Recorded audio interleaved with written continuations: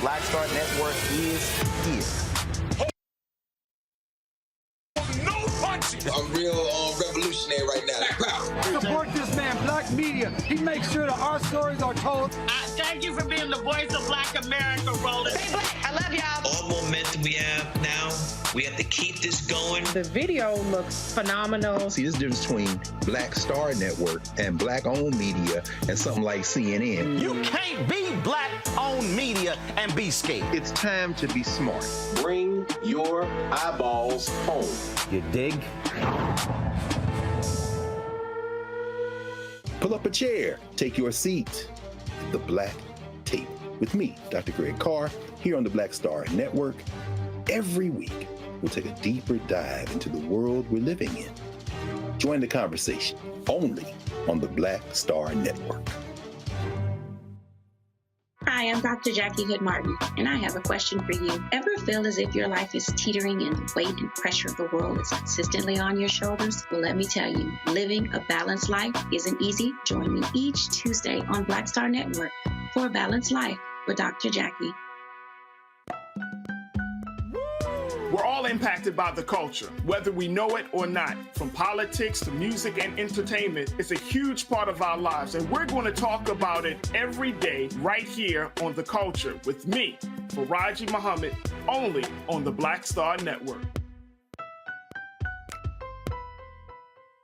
I'm Deborah Owens, America's Wealth Coach, and my new show, Get Wealthy, focuses on the things that your financial advisor and bank isn't telling you, but you absolutely need to know. So watch Get Wealthy on the Black Star Network.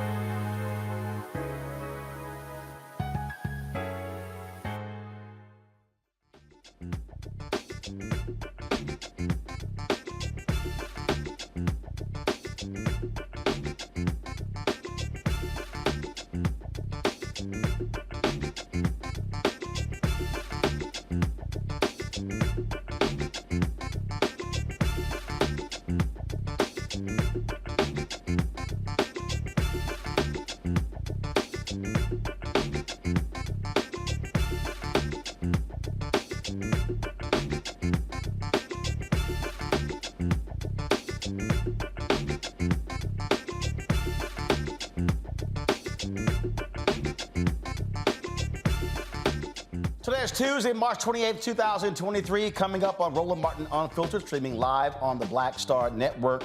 The Seattle Police Department and the Department of Justice announced the next phase when it comes to police reform in that particular city. We'll tell you about those details. In Virginia, the family of a woman who was killed by police, the same night a police officer shot and killed Donovon Lynch, they're suing the city of Virginia Beach for $50 million. We'll talk with the family's attorney, Justin Fairfax, about this wrongful death lawsuit. Texas continues to push forward bills that are anti-race when it comes to education.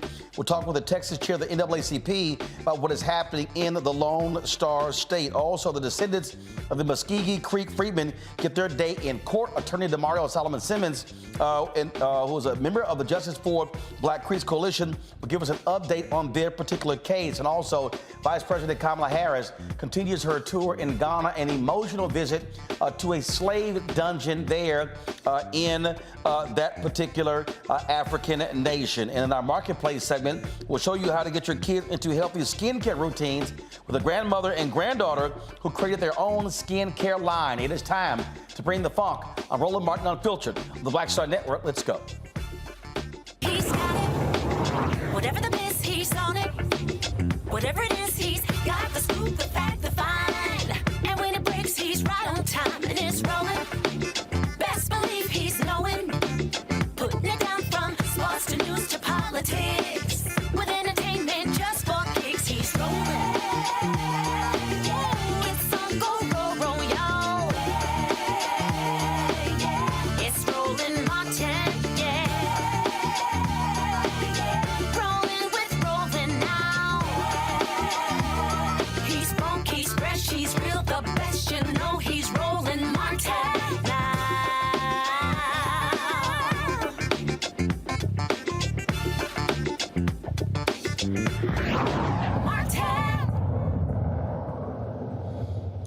The Department of Justice continues their aggressive focus on police reform and consent decrees, announcing today with the city of Seattle that they have agreed to a number of items that the Seattle has moved forward with. They also, of course, have detail on the remaining steps to be completed for a full settlement of the case. Of course, the consent decree with Seattle was implemented in 2012. It was to ensure that police services are delivered to the people of Seattle in a manner that fully complies with the Constitution Constitution and laws of the United States, effectively ensuring public trust in officer safety and promotes public confidence. According to release from the Department of Justice, the use of force occurs in less than 1% of all police encounters with the public. The Federal Monitor also found that 99% of all use of force incidents were consistent with SPD policy, a standard that they said exceeds constitutional requirements. Seattle's Bruce Harrell is adding 3 additional staff specialists to the Office of Inspector General for Public Safety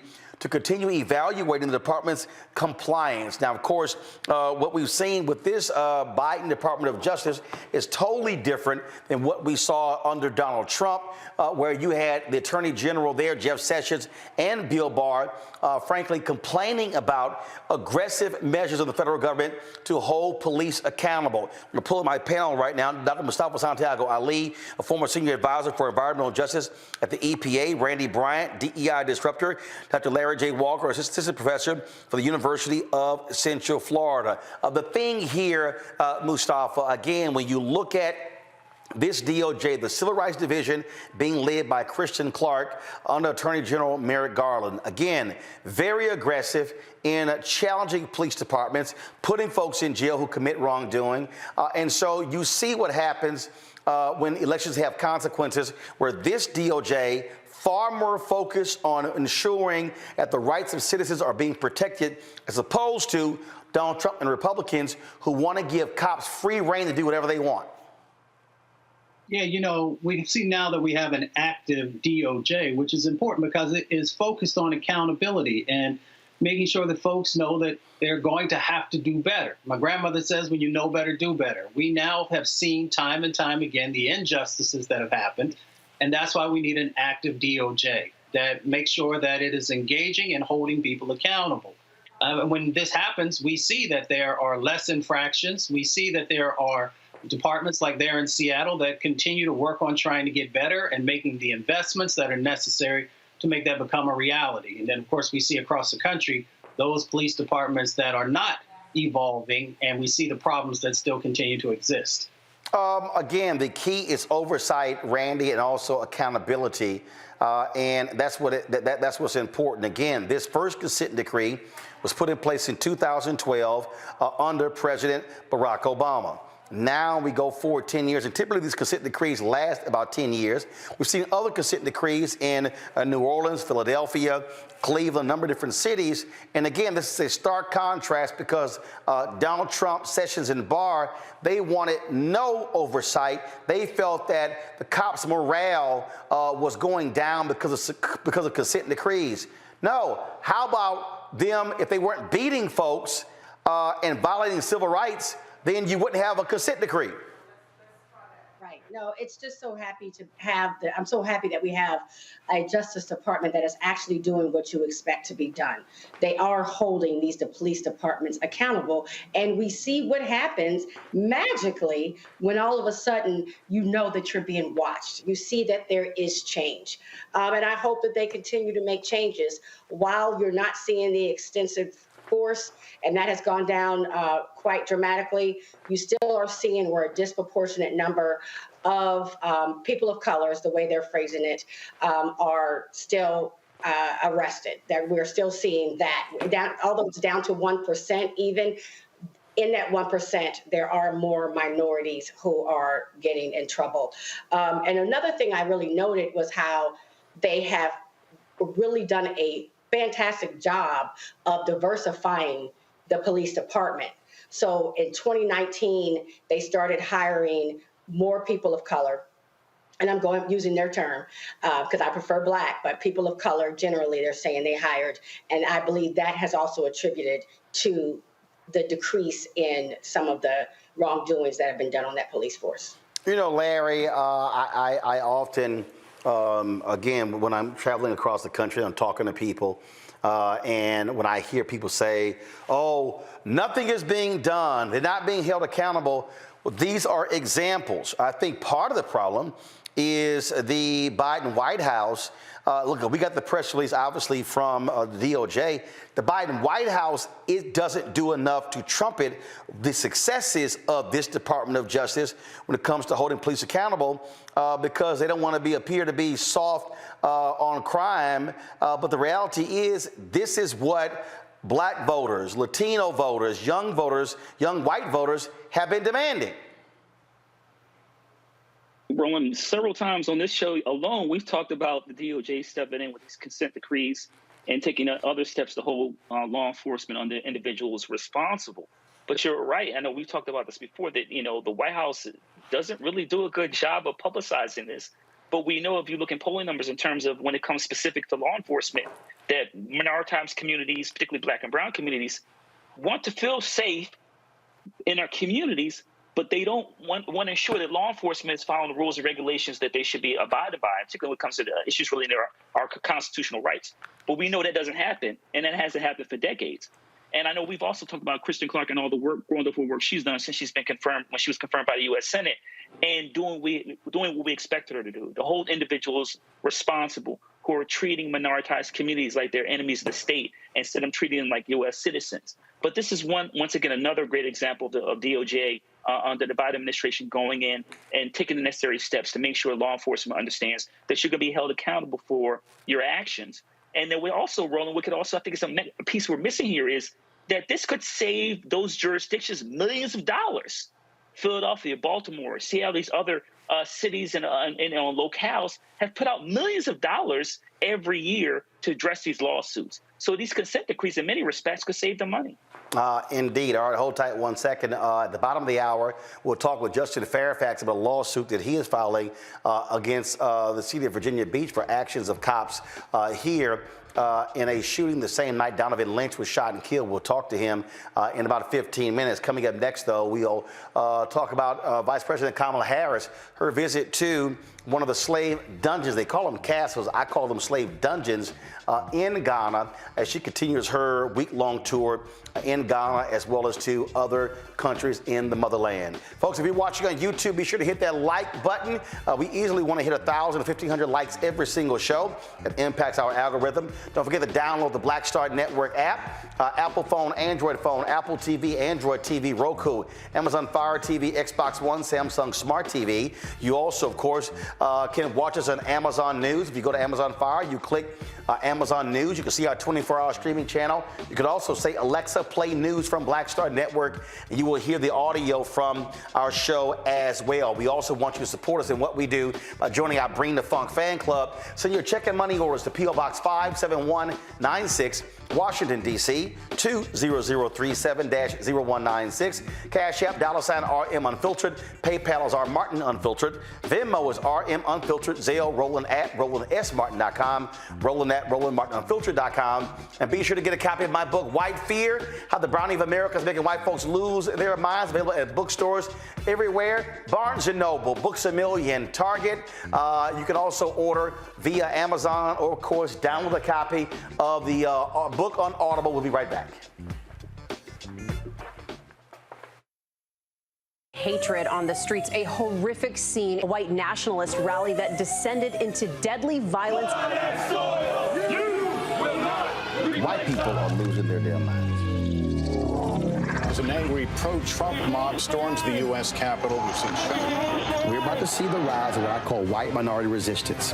We have seen white folks in this country who simply cannot tolerate black folks voting. I think what we're seeing is the inevitable result of violent denial. This is part of American history. Every time that people of color have made progress, whether real or symbolic, there has been what Carol Anderson at Emory University calls white rage as a backlash. This is the rise of the Proud Boys and the Boogaloo Boys. America, there's going to be more of this. Here's all the Proud Boys, guys. This country is getting increasingly racist in its behaviors and its attitudes because of the fear of white people. The fear that they're taking our jobs, they're taking our resources, they're taking our women. This is white fear.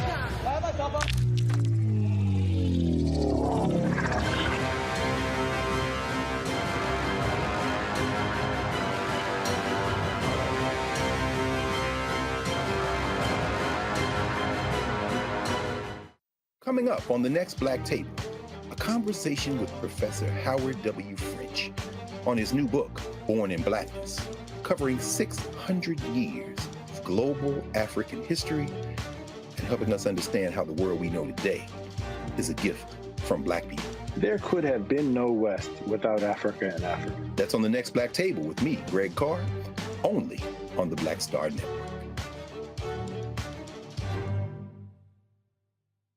Hi, I'm Teresa Griffin. Hi, my name is LaToya Luckett, and you're watching Roland Martin Unfiltered.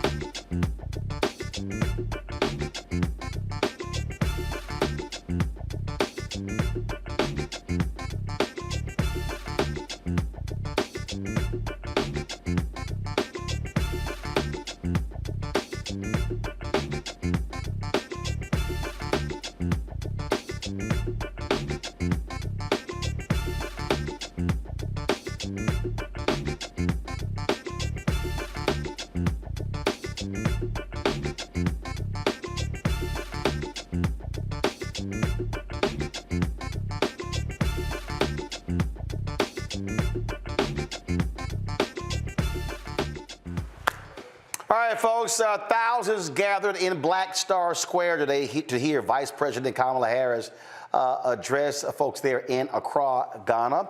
A lot of those folks were students from the various universities. And this is what a portion of what the Vice President had to say. We live streamed her speech on the Black Star Network. You can go to our app or go to our YouTube channel to hear the full speech. Here is some of what she said. In South Africa, part of the world's largest radio telescope is under construction, which will help answer some of the biggest questions of humanity about galaxies, about gravity.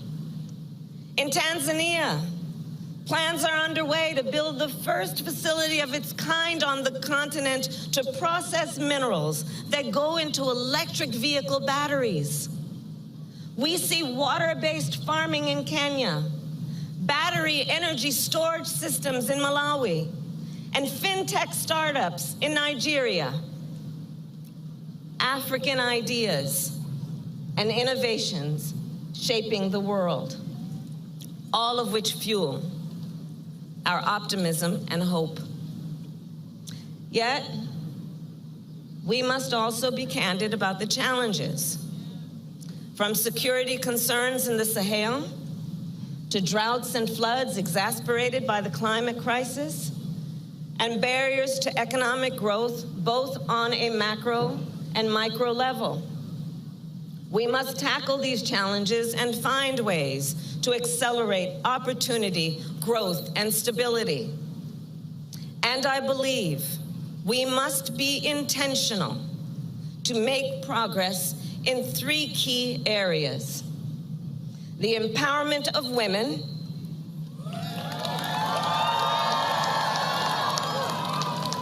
digital inclusion, and good governance and democracy, all of which are a focus of my visit to the continent and going forward.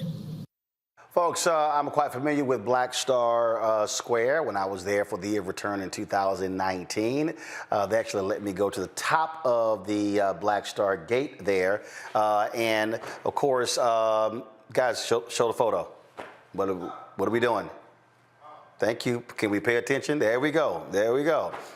So yeah, quite familiar with that. And of course, our Black Star, so the Black Star Square name also comes from, first of all, of course, Marcus Garvey. His cruise line was called the Black Star Cruise Line.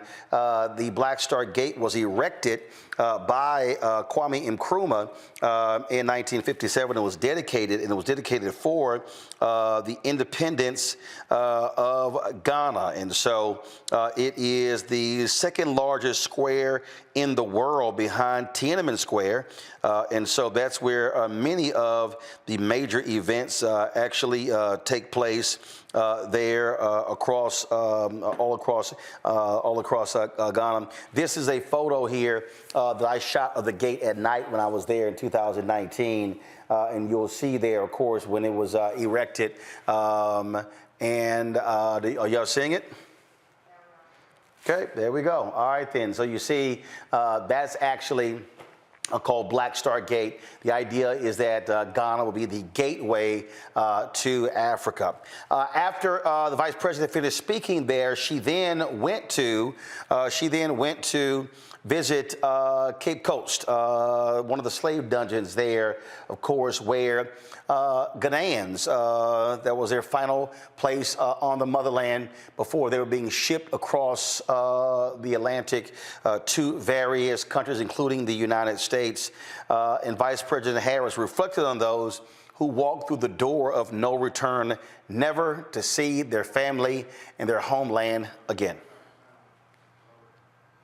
So being here was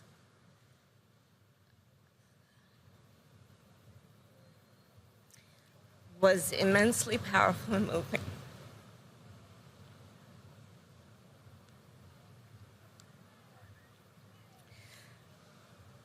When we think about how human beings were treated by the hundreds of thousands in this very place that we now stand, the crimes that happened here,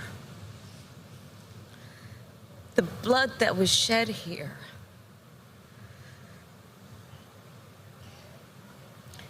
there are dungeons here where human beings were kept, men, women, and children. They were kidnapped from their homes.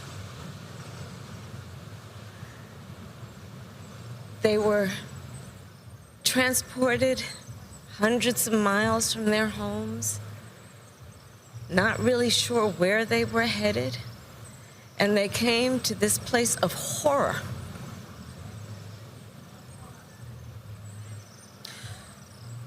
Some to die, many to starve and be tortured, women to be raped before they were then forcibly taken on a journey thousands of miles from their home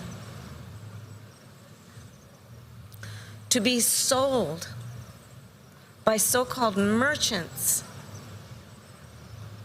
and taken to the Americas, to the Caribbean, to be an enslaved people. We don't know the numbers who died on their way to this place, the numbers who were killed during that passage on the Atlantic.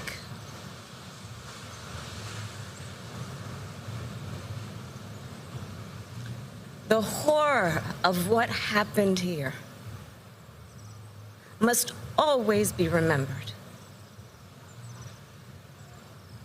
It cannot be denied. It must be taught. History must be learned.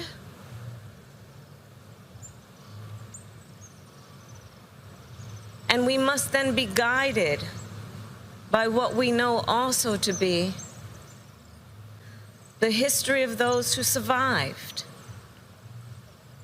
in the Americas, in the Caribbean, those who proudly declare themselves to be the diaspora,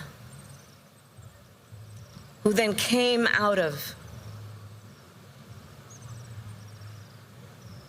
in often many situations, odds that were designed to break them, to demoralize them, to create its systems and situations that were to make them feel like less than humans, less than full human beings.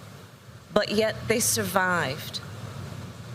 And they tell another history, a history of endurance, a history of faith, a history in believing what is possible, a history not only that tells about the ability that each individual has to survive, but to thrive. And so all these stories must be told. All these stories must be told in a way that we take from this place the pain we all feel, the anguish that reeks from this place. And we then carry the knowledge that we have gained here toward the work that we do in lifting up all people, in recognizing the struggles of all people, of fighting for, as the walls of this place talk about, justice and freedom for all people, human rights for all people. So that's what I take from being here. The descendants of the people who walked through that door were strong people, proud people, people of deep faith, people who loved their families, their traditions, their culture, and carried that innate being with them through all of these periods.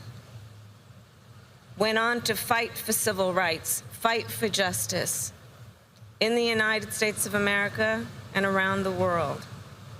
And all of us, regardless of your background, have benefited from their struggle and their fight for freedom and for justice. Thank you. Randy, I'm not sure what other networks are doing when it comes to covering her visit. I don't care. I don't watch them. Literally, I don't watch any of them.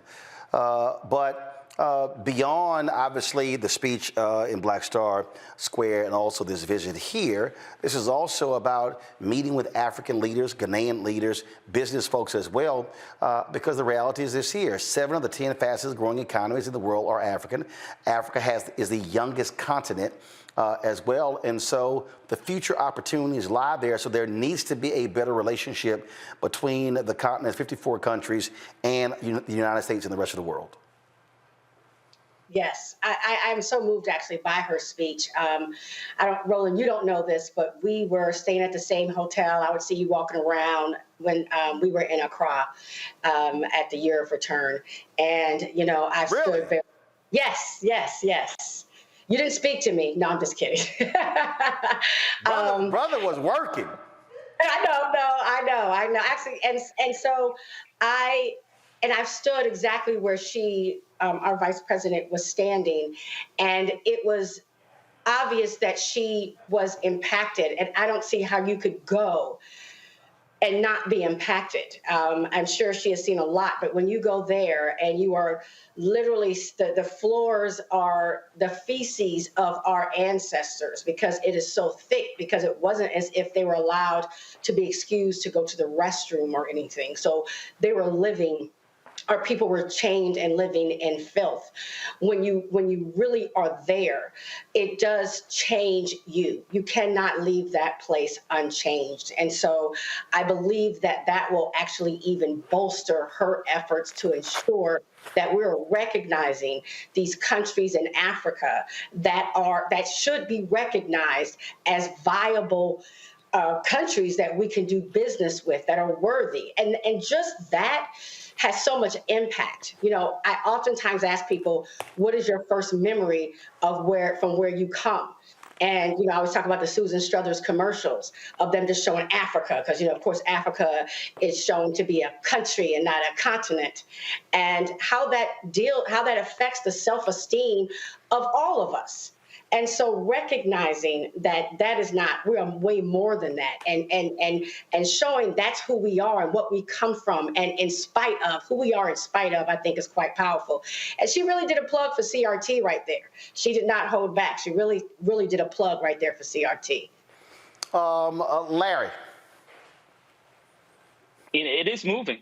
And the other thing is, Roland, can we stop with questions about what a VP is? Well, I'm always hearing these on social media, people asking what a VP is, even though she's been doing the work.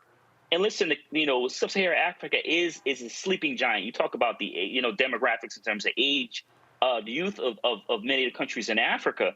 But in terms of the long-term economic growth, the other thing that's important in terms of why the United States has been slow to recognize the importance of the continent and the countries there are, you know, individuals we often disagree with on economic and military issues. Russia and China certainly have begun to put a footprint in many of the countries in Africa. So it's important, first of all, in terms of the symbolism of the VP going to Ghana, and I know she's going to visit several other countries, but also in terms of offering a counter to say the United States could be a friend, particularly considering all those of the diaspora who are currently living in the country, as a counter to China and Russia and their efforts, once again, to strengthen their foothold in many countries in Africa. But she delivered a great message.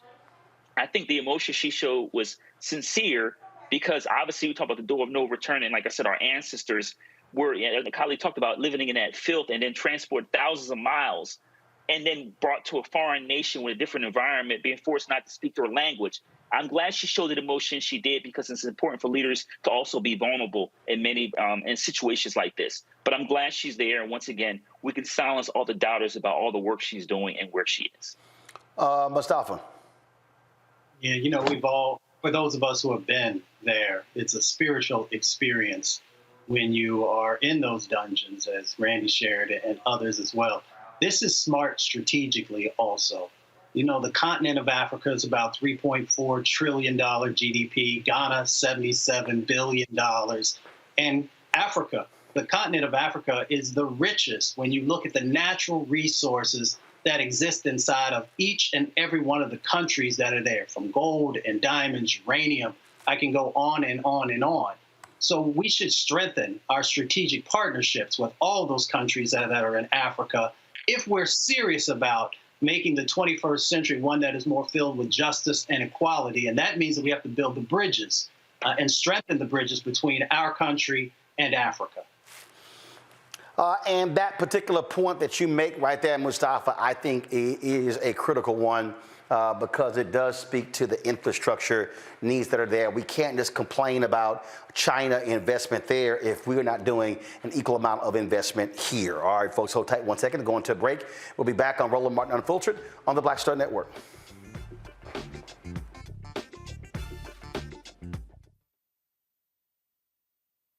A lot of these corporations or people that are running stuff push black people if they're doing a certain thing. What that does is it creates a butterfly effect of any young kid who, you know, wants to leave any situation they're in, and the only people they see are people that are doing this. So I got to be a gangster, I got to shoot, I got to sell, I got to do this in order to do it. And it just becomes a cycle. But when someone comes around and is making other, we don't, you know, they don't want to push it or put money into it. So that's definitely something I'm trying to fix too, is just show there's other avenues. You don't got to be a rapper, you don't got to be a ball player, you can be a country singer, you can be an opera singer, you can be a damn whatever, you know, showing the different avenues. And that is possible, and it's hard for people to realize it's possible until someone does it.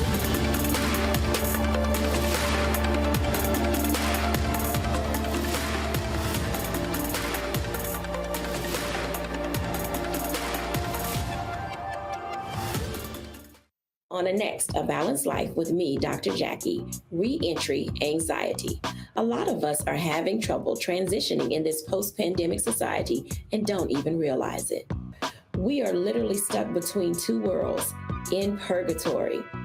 How to get out of purgatory and regain your footing and balance. What emotions they're feeling and being able to label them, because as soon as you label an emotion, it's easier to self-regulate. It's easier to manage that emotion. On the next, A Balanced Life on Black Star Network.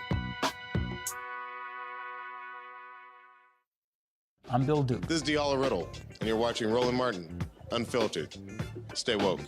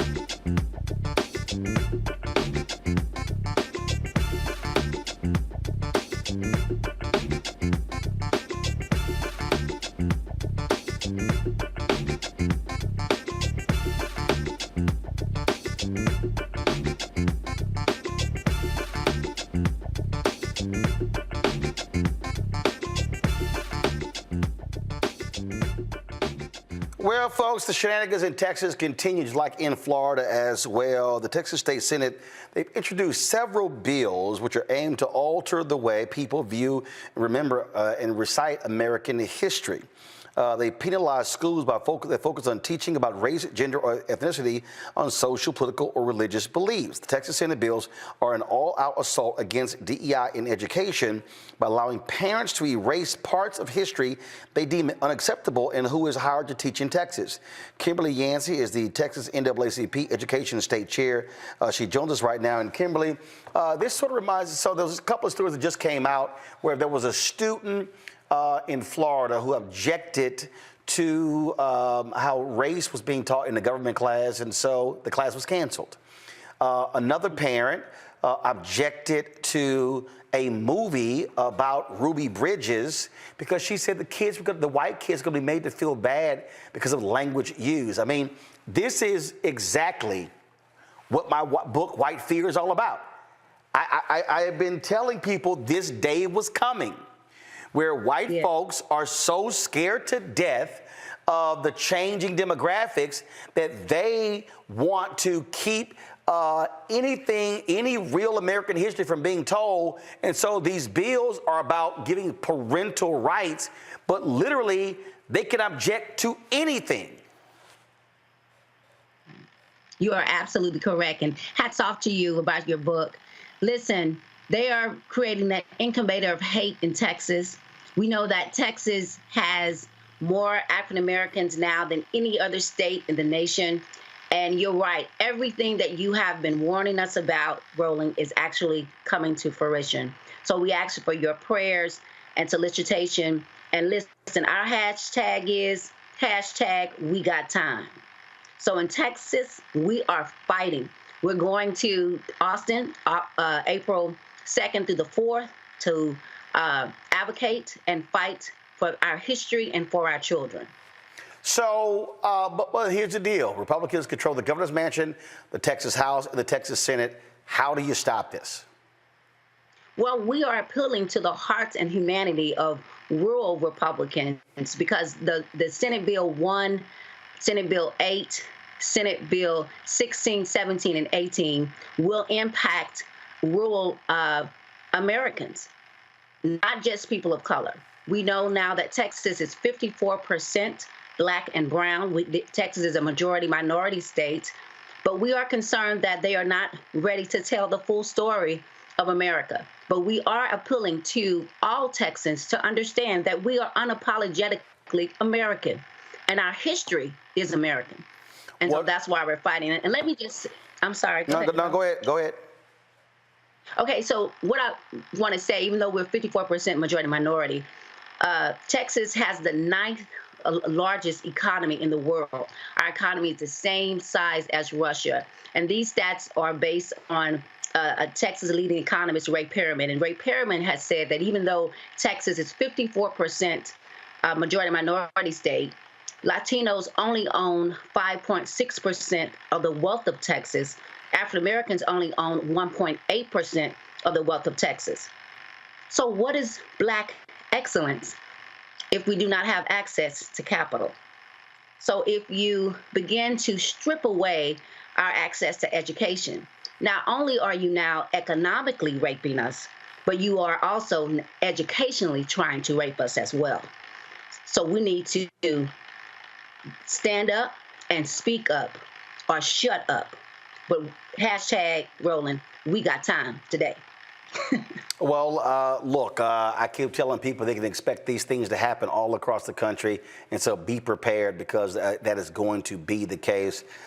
Kimberly, good luck with what was happening there in Texas. And again, this is why people have to vote. You can't have 75% of young Texans last year not go to the polls and now complain about what the legislature is doing. If you don't vote, you got no say-so. Elections matter. You're absolutely right. I am so grateful for the work that you are trying to do. I'm just hoping that people are listening, but now is the time to act. We are very concerned about what is happening in Texas, but we need people to speak up and get involved. All Americans. I tell people, Roland, I'm unapologetically American. I love being an American woman, and I will fight for my rights. And I tell people all the time, when you're an American, you don't have to ask for anything. You don't have to tiptoe or creep. It belongs to you. We need to chase our dream and chase the American dream of opportunity and chase the American dream of freedom and liberty. And that's what we're doing here in Texas, and we're prepared. Hashtag, we got time. All right, Kimberly, we appreciate it. Thanks a lot. Thank you, Roland. Have an amazing day. All right, Keep up the good work. likewise. I got about 90 seconds before I got to go to break, Randy, Larry, and Mustafa. So about 30 seconds each. Larry, I'll start with you.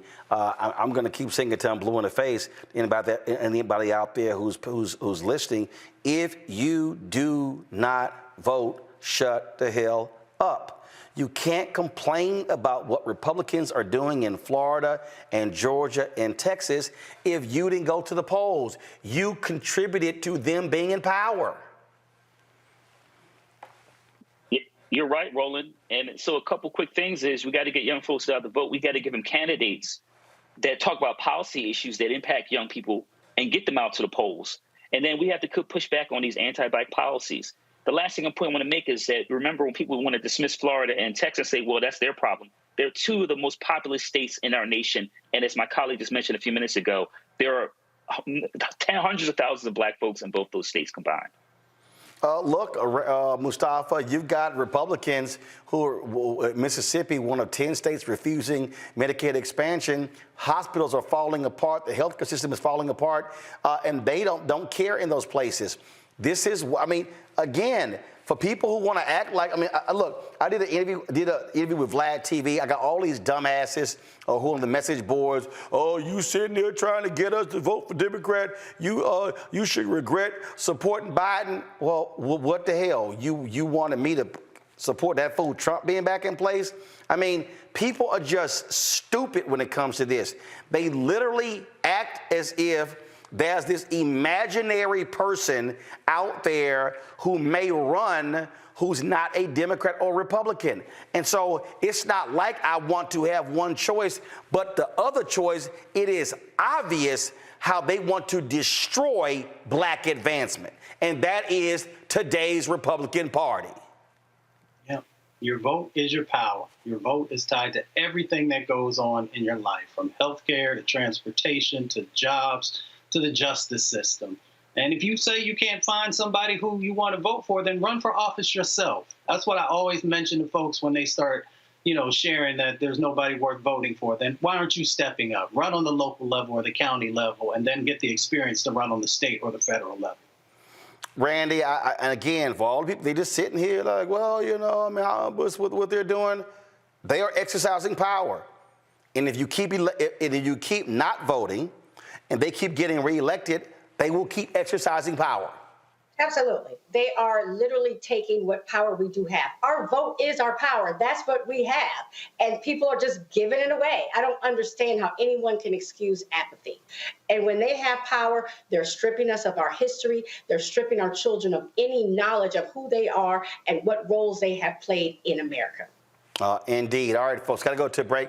We come back. I'm going to show you some of the visit for our year return in 2019, which was a 9-part series on our app. We want to show you some of that. Top of the hour, Justin Fairfax will be here talking about their lawsuit against City of Virginia Beach for a shooting in Virginia. All of that on Roland Martin Unfiltered, the Black Star Network. Don't forget, folks, hit the like button if you're watching on YouTube. I see y'all commenting. Hit the like button and also give us a like and a share on Facebook and our app as well. We'll be right back.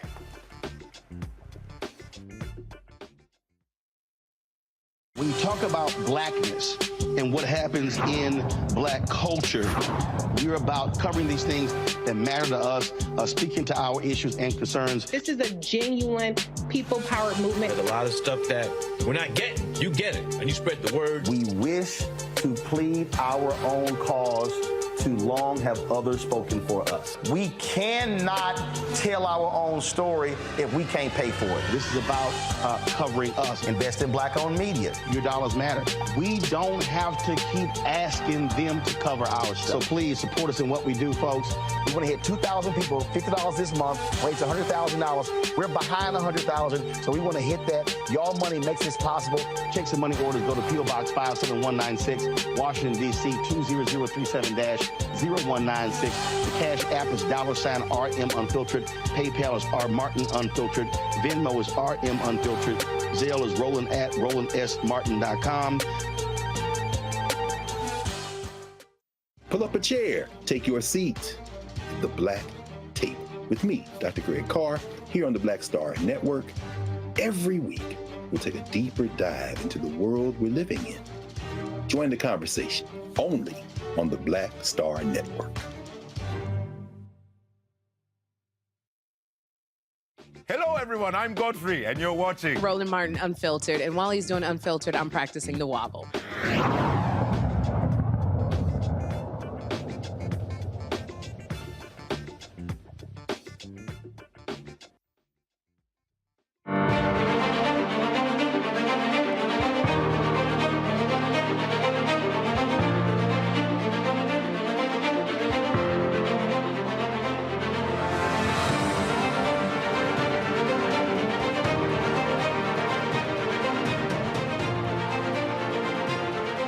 It had been 11 years since my feet first touched the motherland. I visited Ghana in July 2008. It was an amazing time in the world.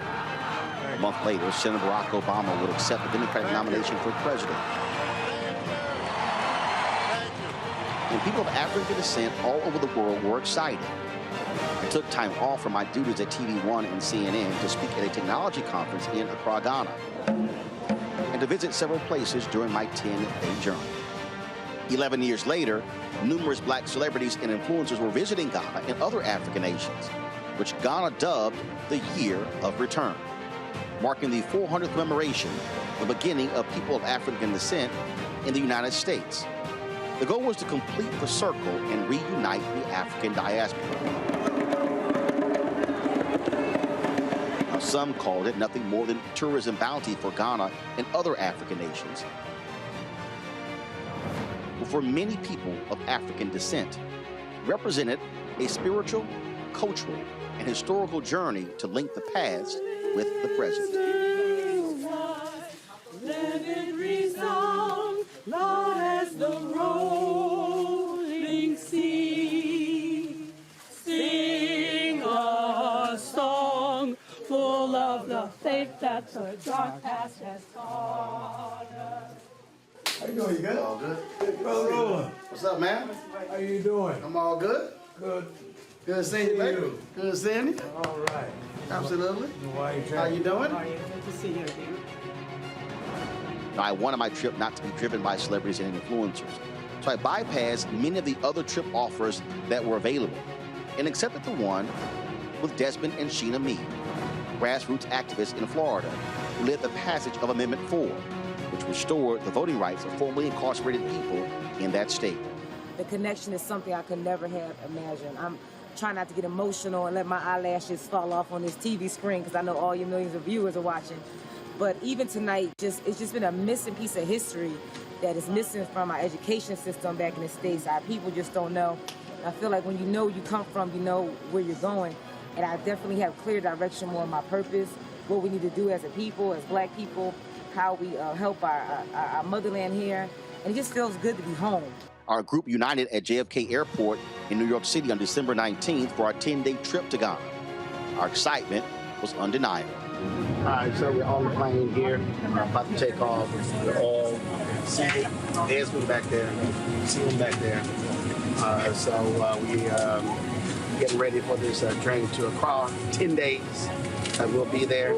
It's going to be running big time. And so really looking forward to it. Our Ghanaian trip was organized in conjunction with the God Box Foundation. We sat down at the year steering committee on the board, trying to hold the significance to of what the 400 years meant. From the moment we cleared customs, our trip was off to a fast start.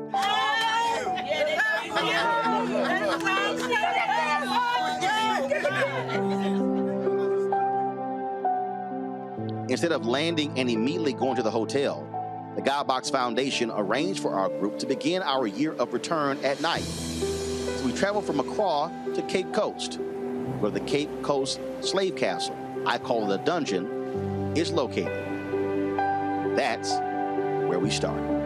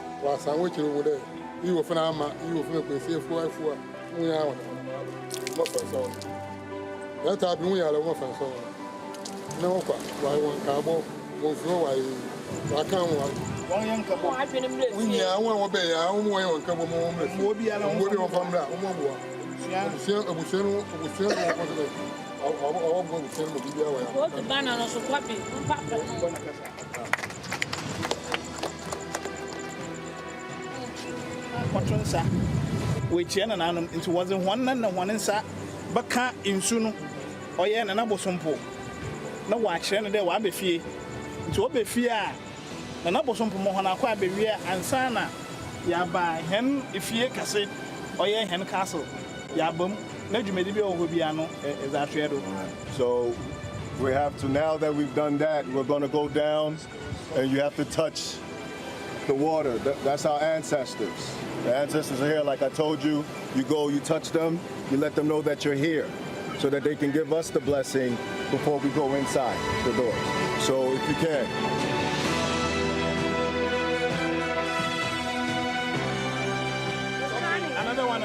It's okay. I want to go. You want to join? Come down. Hey.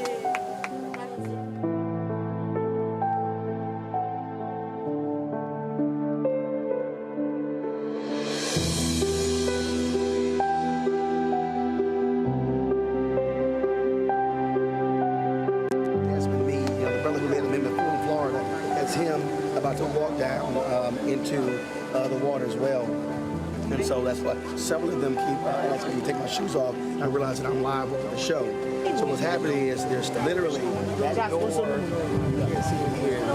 This is the castle here. This is the castle here.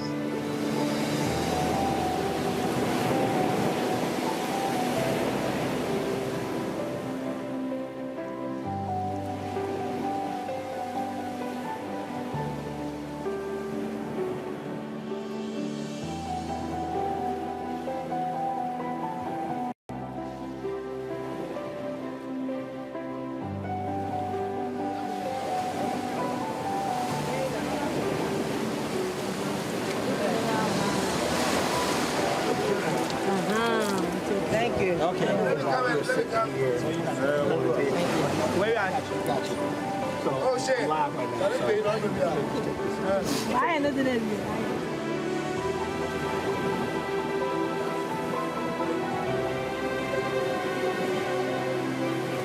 This actually is never done. This is done with the God Box Foundation and the God Box Tours because we want to have a spiritual experience with the people. It's not just a regular tour. Definitely a wow factor. As I walked out, I didn't know what I was going to do, or what to expect of it. But as my feet touched the water, I just felt to open up my whole spirit, just open up my whole spirit and receive whatever God wanted me to receive through my ancestors, and just letting them know that they didn't die in vain. That that the fight goes on, the journey goes on, and we're gonna carry that journey, especially as represented as Black women in America. All right, folks, that was most of part one of our special. And so, again, you can see all 9 parts by going to our OTT app, the Black Star Network. You can also go to our YouTube channel as well. Folks, coming up next, we'll talk about a lawsuit filed against the city of Virginia Beach for a shooting that took place there involved a woman who was shot and killed. And, of course, when Donovon Lynch was shot. So we'll talk about that with Justin Fairfax. And don't forget, we got our Marketplace segment in our second hour as well. So all of that we'll be talking about. Don't forget, download the Black Star Network app, Apple phone, Android phone, Apple TV, Android TV, Roku, Amazon Fire TV, Xbox One, Samsung Smart TV. And, of course, you can also check us out on our 24-hour streaming channel on Amazon News platform. Just simply go to Amazon Fire, click Amazon News. You can check out the channel, and you can tell Alexa, play news from Black Star Network. You get the audio as well. We'll be right back. Hi, I'm Dr. Jackie Hood Martin, and I have a question for you. Ever feel as if your life is teetering and the weight and pressure of the world is consistently on your shoulders? Well, let me tell you, living a balanced life isn't easy. Join me each Tuesday on Black Star Network for A Balanced Life with Dr. Jackie.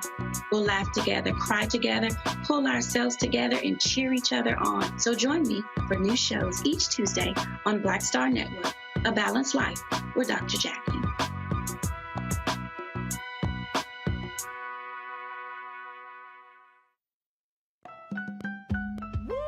We're all impacted by the culture, whether we know it or not. From politics to music and entertainment, it's a huge part of our lives, and we're going to talk about it every day right here on The Culture with me, Faraji Muhammad, only on the Black Star Network.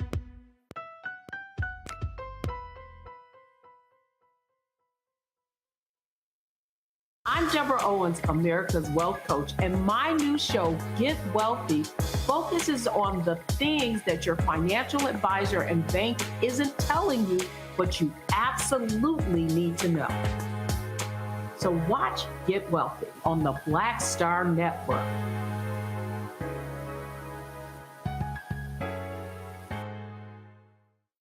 I'm Chrisette Michelle. Hi, I'm Chaley Rose, and you're watching Roland Martin Unfiltered.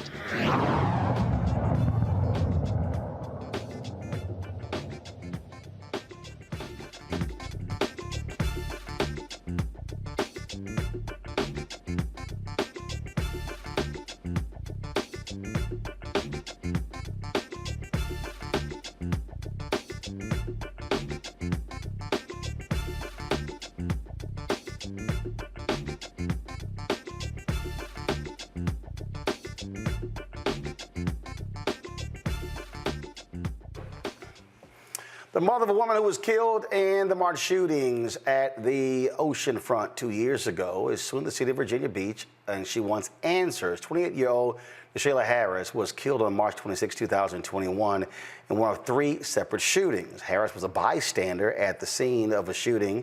The $50 million lawsuit alleges police failed to protect civilians during the shootings and that an officer may have fired the bullet that killed DeShayla. Virginia Beach Police Department maintains there's no evidence linking an officer or an officer's service weapon to her death. Justin Fairfax, former Lieutenant Governor of Virginia, represents the family and joins me now. I'm glad to have you here. So you have this, you make the allegation. What's the linkage?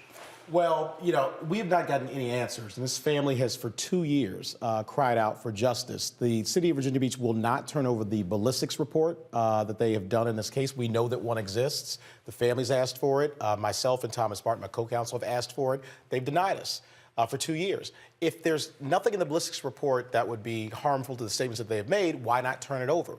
No one can give us an answer as to why they have not turned it over. And so the statute of limitations would have run out on last Sunday. And so myself and Thomas Martin filed a $50 million lawsuit last Friday to, one, get accountability, answers, justice, and truth for this family. We, of course, also represent Donovon Lynch. We got a $3 million settlement in that case.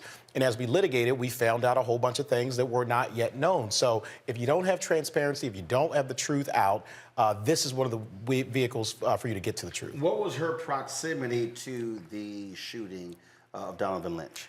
They were relatively close. I mean, you're talking about probably within about a block away. And so, again, what we've said in the lawsuit is that, you know, one, we don't have these answers. Two, you know, while the city may make certain statements about what it does and does not know, we also deposed Chief Newdigate. I did personally, the chief of the Virginia Beach Police Department, and he told us under oath that he didn't know who killed DeShayla, even after 2 years. And so we want answers. And so we want an open investigation into a shooting?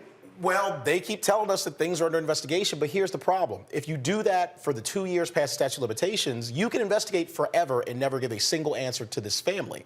And then after 2 years, they don't even have the ability to sue, to use the court system to get people under oath, to get records like a ballistics report they keep withholding from this family for 2 years, inexplicably. They won't answer that question. And so we need to hold governments and people accountable when they are not transparent, particularly when someone has died. DeShayla Harris was an exceptional young woman, 28-year-old African-American woman who should be alive today. And the fact that we don't have answers as to why she's dead is why we filed this lawsuit. So if there's an investigation, you would think that normally when these happen, they stay in contact with the family. Exactly. So they provided no information to the family about this case? Almost none. And of course, it dwindled over time. You know, at first you get the hand holding and the, you know, the kumbaya, but then as you go along, right, and as you demand more answers, then they go silent or they just ignore your request. We have the mother, Renee Harris, has filed numerous FOIA requests for information she is entitled to, has not gotten the information. Again, this ballistics report, I asked very directly, City of Virginia Beach, why will you not give us this ballistics report after 2 years? Just tell us, point blank. And I can't get an answer from them. And when you can't get an answer from a government in that way and they clam up, something's usually very wrong. And so, again, in the Donovon Lynch case, myself and Thomas Martin got a $3 million settlement in 64 days. We came in, we litigated, we deposed, we got down and dug down hard to get to the truth. And that resulted in that form of justice, which we're finalizing right now. We want to do the same thing for DeShayla Harris and for her family. So we talked about these 3 shootings on that particular night. So if the police department says that it doesn't match, why not simply just show it? Exactly. Show your work. Show the ballistics report. And again, it is such a massive disconnect, and they won't even answer the question as to why they won't give it to us. And so we know that it exists. The family has demanded it now for almost 2 years. And it's frankly outrageous that they won't give this over. And I'm glad that, you know, we're getting public attention on this. And again, it shouldn't have to take a lawsuit to get this kind of information. If this had happened to anyone else's family, they would be demanding that exact same kind of transparency. And as you know, we've been dealing with the city of Virginia Beach and the police department now on a number of different matters, including the mass shooting on May 31st of 2019. I mean, we have spent time really getting people justice, answers, and transparency. It has to happen across the board, and no government should feel like they don't have to answer to the people that they serve. Questions from the panel. Mustafa, I'll start with you. Yes, well, first of all, thank you for everything that you're doing. I'm curious, the Murder Accountability Project has shared with the country that in relationship to white cases being closed with murder victims and blacks, that we're at about 20% less. So in relationship to Virginia Beach, what types of, are the cases being closed at a different rate in relationship to black cases and white cases? You know, it's a great question, and it's something that we certainly will be continuing to explore. I mean, we do know that there are some very wide racial disparities that exist in the city of Virginia Beach and throughout the Commonwealth of Virginia. I believe that the chief has testified that only about 7%, if I'm correct, of the police force is African American. I mean, it's pretty outrageous when you talk about a very large African American minority population. And we've seen how that impacts policing. We've seen it not only in the cases that we represent with Donovon Lynch, DeShayla Harris, and others, but we're seeing it sort of across the board. And people's trust in the system, trust in the police, trust in the government. So we need to have answers, truth, and transparency. I tell people that lies usually take a long time. And I think there's a quote that an honest person doesn't need a good memory. And so what we find is that when we get information and people are making up stories and they take forever to get to them, then usually the truth is not in there. So we just want to get to the simple, factual truth and then get justice for these families. Randy. So I would like to know, can they not be compelled to hand over the ballistics report? I mean, it seems as if even you would think that they would just do it on their own, but when they don't, there's not something that you can file to force them to do so on top of the lawsuit. Sorry, thank you for that question. That in part is why we filed the lawsuit, because once you're in a lawsuit, and we filed it in federal district court down in Norfolk, Virginia, and once you file a lawsuit and you get through certain procedural motions, the court will grant what's called discovery using its powers to allow you to get a lot of this information. You can compel people to testify in a deposition, get them under oath, which we did in the Donovon Lynch case. You can request documents and information, and you better be certain we're requesting that ballistics report, among a number of other documents upon discovery in this case. So the family would not even have had the ability to get this information if they had let the statute of limitations run out on Sunday. But basically, they were being strung along for 2 years. And this is something else that really needs to be explored in this case and in others. What we find is you often have police departments say, we're investigating, we're investigating, we're investigating. They always do it right up until the end the statute of limitations goes, and then you're left with no remedy. So that has to stop, or laws need to change to toll those statutes so people don't lose their rights in that process. But we're going after that ballistics report and about all the other information to get to the truth. Larry. Yeah, I'm curious in, your years of experience, and have you found that, we talk specifically the state of Virginia and nationally, do you feel like police departments are being even more so keeping this information to themselves and not sharing it? Do you think that's changed over the last couple of years? Are you seeing more of this in your work, like I said, in the state of Virginia, and also your perspective nationally? Or do you think that this is consistently always happening? It's a great question, and I do like to be, driven by data. I'm a public policy major at heart, in addition to my work as a lawyer. But, I think we're certainly seeing that more of it is being exposed. There's no doubt about it. And a part of what my role is, and not only am I a civil litigator now, but I also used to be a federal prosecutor in the Eastern District of Virginia. And I was in the Major Crimes and Narcotics Unit. I also was a law clerk in EDVA. So I know that court very well, and I know what you can do through the court process to get to the truth. It's often your last resort. They're really the cathedrals of our democracy. You have to use the powers of the court to be able to compel people to turn over information that they otherwise are hiding. So when we see whether it is a government, a police department trying to withhold, to obfuscate, to essentially deny the rights of families to get information, particularly when the tragedy is someone being killed, then that has to be confronted and that has to be changed. So I think it needs to be done systemically. But I know in this case that they have withheld information that this family is entitled to, and we plan to get it. We've seen this happen in other cities as well. And a lot of times when there are shootings like this here, I look at people who criticize Ben Crump. They say, well, he never wins cases. Well, first of all, he's not a prosecutor. Right. So he actually can't try right. Officers. So the reality is this is the only recourse families actually have when it comes to an officer-involved shooting or potentially an officer-involved shooting. That's exactly right. So not only does it give you a chance for transparency and justice, but you're trying to make families whole who have suffered the worst imaginable tragedy that there is. Ben Crump is doing phenomenal work, and I'm so proud of what he's doing, and I'm flattered that they've made comparisons to us in Virginia and what we're doing. But really, I love Ben's work in civil documentary. He said, basically, I need to make it too expensive to senselessly murder people, particularly murder black people. Because the problem has been free for about 400 years, and it needs to not be.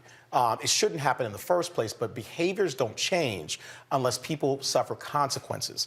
In this case, financial and being exposed in terms of people who lie and don't tell the truth and who do not meet their obligations to the citizenry. Remember, police departments work for all of us. Governments work for all of us. They're not here to oversee us and police us. They're here to serve and to protect. And so that's the function that we want them to get back to. I come from a law enforcement family. There are great people in law enforcement, but when these types of situations happen, there needs to be justice, and that's what I intend to get. All right. Justin Fairfax, we appreciate it. Thanks a lot. God bless you, man. As always, appreciate you. All right, folks, got to go to a break. We come back more on the show, including our marketplace segment, to a grandmother and her grandchild open a ski and cure company. We'll talk to them about that. Don't forget to download our Black Star Network app, Apple phone, Android phone, Apple TV, Android TV, Roku, Amazon Fire TV, Xbox One, Samsung Smart TV. You can watch our 24-hour streaming channel on Amazon News. Simply go to Amazon Fire, click Amazon News, and you can watch that.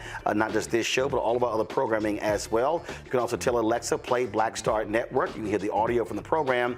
And of course, you can check out our OTT app where we have all of our content as well. Please support us in what we do. Your dollars make it possible for us to do what we do. Our goal is to get 20,000 of our fans contributing on average $50 a year, which is $4.19 a month, 13 cents a day. Check some money order. Go to P.O. Box 57196, Washington, D.C. 20037-0196. Cash App, $RM Unfiltered, PayPal, R Martin Unfiltered, Venmo is RM Unfiltered, Zelle is Roland at RolandSMartin.com, Roland at RolandMartinUnfiltered.com, and of course you can also get my book White Fear: How the Browning of America is Making White Folks Lose Their Minds. All stuff that you see, the tax on DEI was happening with the tax against AP African American History Studies course, as well as like in Florida, literally the banning of a movie on Ruby Bridges. I have been telling you about that. That's what the book lays out, and so you can get it all available bookstores, Barnes & Noble, Target, Amazon, and of course Books A Million. You can download your copy on Audible as well. We'll be right back. Hatred on the streets, a horrific scene, a white nationalist rally that descended into deadly violence. White people are losing their damn minds. As an angry pro-Trump mob storms the U.S. Capitol, we've seen shooting. We're about to see the rise of what I call white minority resistance. We have seen white folks in this country who simply cannot tolerate black folks voting. I think what we're seeing is the inevitable result of violent denial. This is part of American history. Every time that people of color have made progress, whether real or symbolic, there has been what Carol Anderson at Emory University calls white rage as a backlash. This is the rise of the Proud Boys and the Boogaloo Boys. America, there's going to be more of this. Here's all the Proud Boys, guys. This country is getting increasingly racist in its behaviors and its attitudes because of the fear of white people. The fear that they're taking our jobs, they're taking our resources, they're taking our women. This is white fear.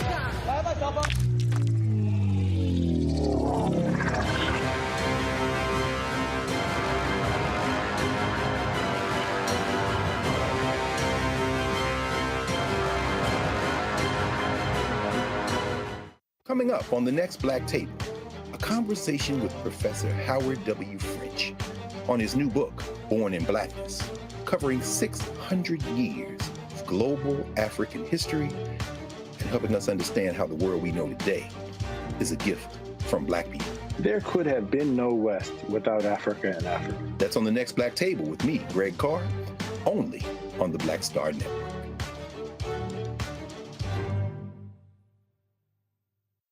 Yo, what's up? This your boy Ice Cube. What's up? I'm Lance Gross, and you're watching Roland Martin Unfiltered.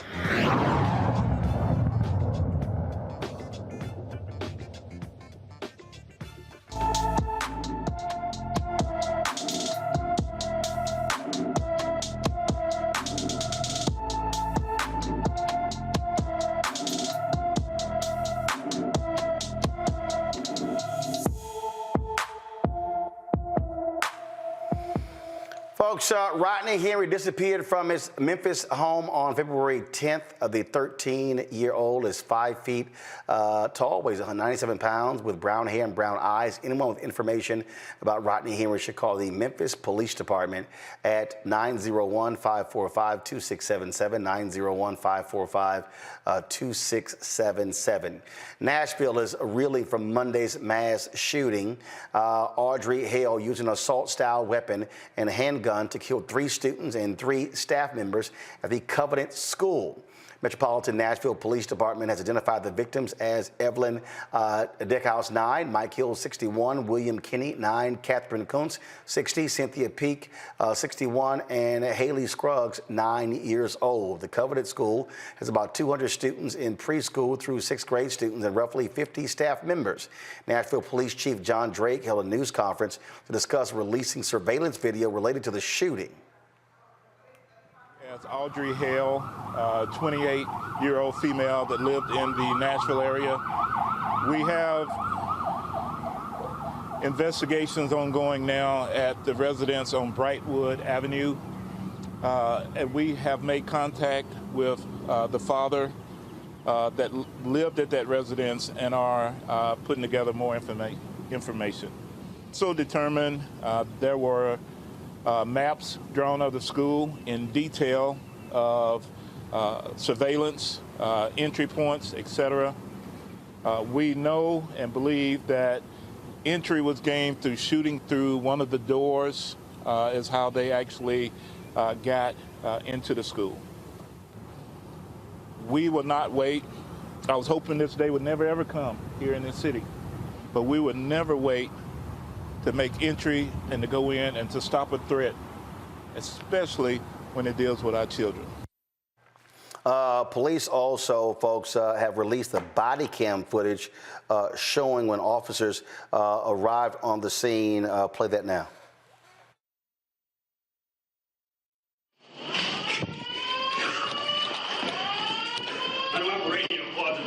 No, locked door. Where did they go in? First floor, first floor, first floor. Hold there, y'all. Somebody hold there. Hit that door.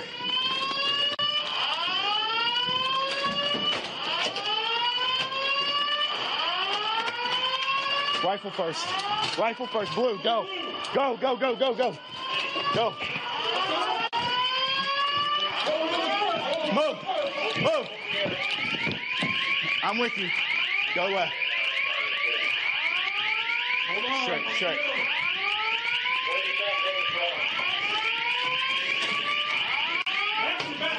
Right here, right here, right here, right here. It's locked.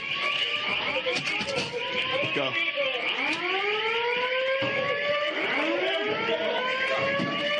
Hit that stair. Hit the stairs. Go. Go stairs. Go stairs. Go. Go, go, go, go, go. Go, go, go, go. I got it. Go. Ready? One down. Keep pushing. Go. Shots fired. Shots fired. Shots fired. Move.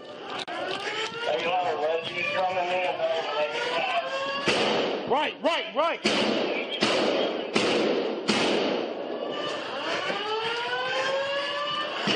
Push with LPVO. Push with LPVO. Go right.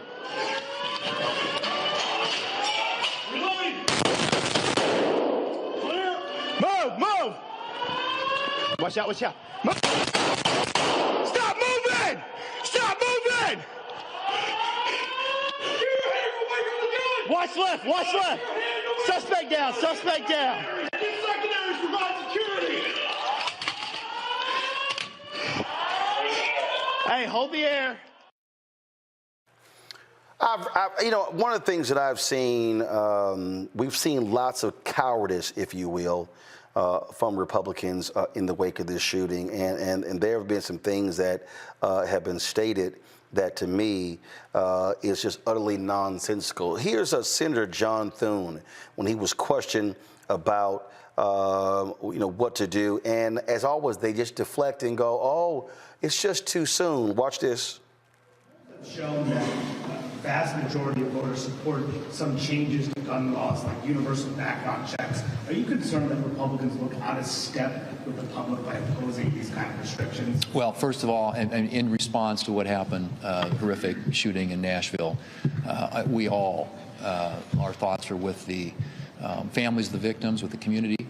We are grateful for the quick, rapid response of law enforcement. And I think with respect to any discussion of legislation, it's premature. There's an ongoing investigation, and I think we need to let the facts come out. But there have been 120 mass shootings just this year alone. Should there be not some restrictions that Congress should have? Again, I mean, I think when we get the facts in from this current investigation, we'll have a better assessment of that. But I think right now it's just premature to talk about it. And I think there are a lot of grieving, hurting families in Nashville, and we want to support them. All right, I'm confused. There have been 130 mass shootings this year, but these Republicans say, "Oh, it's too soon. It's too soon. We can't talk about these things right now." Let me show you cowardice. Kevin McCarthy is a perfect example of that. When he was asked about this, he pretty much ran out, in terms of not wanting to answer. Watch this, y'all.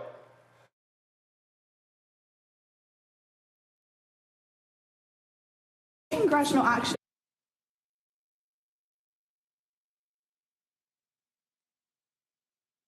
Congressional action should Congress take after the shooting in Nashville yesterday? Should Congress take any action on gun laws? What's your reaction to this? There's Second Amendment here in the United States. People are allowed to possess firearms. Need is in the eye of the beholder. I don't question why you need a blue suit, but you got one. And I know we're talking about something very, very different, but the Second Amendment allows American citizens to possess firearms. So why not limit to the AR-15s? Why not put a ban on that? If you're going to talk about the AR-15, you're talking politics now. Let's not get into politics. All right, let's not get into emotion, because emotion feels good, but emotion doesn't solve problems. Why not ban AR-15s? Why not talk about the real issue facing this country in regards to this shooting, which would be mental health? Oh, interesting. So the Republicans say they want to talk about mental health. Okay, that's interesting. That's real interesting. They say mental health. Do y'all recall when there was a vote? In fact, pull this up. This was from a vote. School-based mental health services. 219 Democrats voted for, 205 Republicans voted against. I'm confused, Larry. You don't support gun control. You don't want to ban the AR-15. You want to say it's mental health, but you vote against mental health. You say it's premature to talk about the Nashville shooting, but there have been 129 other mass shootings already in 2023, but they say it's too soon. Roland, you know I'm a former political, Capitol Hill staffer. That's just a deflecting, and so you don't have to answer the question. So that's all that is. But the bottom line is, this is not these many issues are not about mental health. It's about the fact the United States has more guns per capita than any other country in the world. The other thing is, like you said, you highlighted, you showed that congressional vote when they didn't support mental health funding in schools. We need to have a conversation about culture in the United States. Particularly when we make the connection between the history of violence in this country, guns, And also, we need to talk about issues related to toxic masculinity and white supremacy. All these issues are connected to some of the challenges we have in our society relating to gun violence. But members of Congress are not ready to have that conversation. But the bottom line is that they're not interested in doing anything about issues relating to eliminating AR-15 or various other weapons that are not needed in streets or in homes, because they don't feel like the voters that they represent will support it. But the bottom line is, collectively, as we've seen from numerous studies, Americans in general support some kind of gun reform. But the bottom line is they're not brave enough to take that step. And we can also talk about the NRA historically its role in really controlling what members of the Republican Party decide to do. But Roland, this has been going on for far too long. You talked about more than 100 of these mass shootings in a year. The United States far outpaces any other country in the world. So it is a cultural issue that we need to have a conversation about, but also I highlight and recognize that we have far too many guns in this country. This is Republican Tim Burchett of Tennessee, Randy. If you want to hear cowardice, this is exhibit number 7,294. 3 precious little kids lost their lives, and I believe 3 adults, I believe it's. And the shooter, of course, lost their life too. So it's a horrible, horrible situation. And we're not going to fix it. Criminals are going to be criminals. And my daddy fought in the Second World War, fought in the Pacific, fought the Japanese, and he told me, he said, buddy, he said, if somebody wants to take you out and doesn't mind losing their life, there's not a whole heck of a lot you can do about it. 3 precious little kids lost their lives. We're not going to fix it. How do you compare young children going to school, elementary age children, to war? How do you in good conscience compare those two things? It's absolutely disgusting that these lawmakers feel no obligation to protect the most innocent in this world.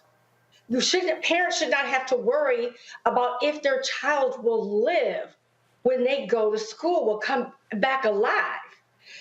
And it's all about power and this small part of America that is so married to this Constitution. They're always talking about the Constitution, and in no way do they care about anybody else whatsoever, because the majority of Americans have said that they want some gun reform.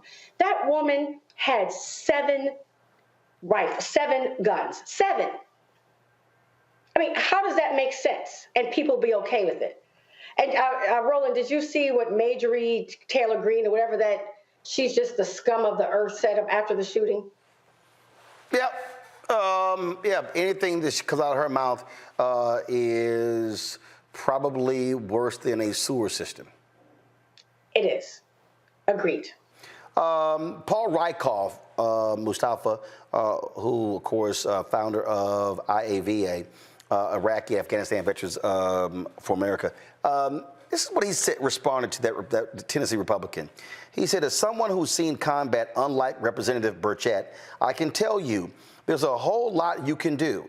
In Iraq, we didn't just accept that suicide bombers were going to kill us. We can't accept the same about school shooters.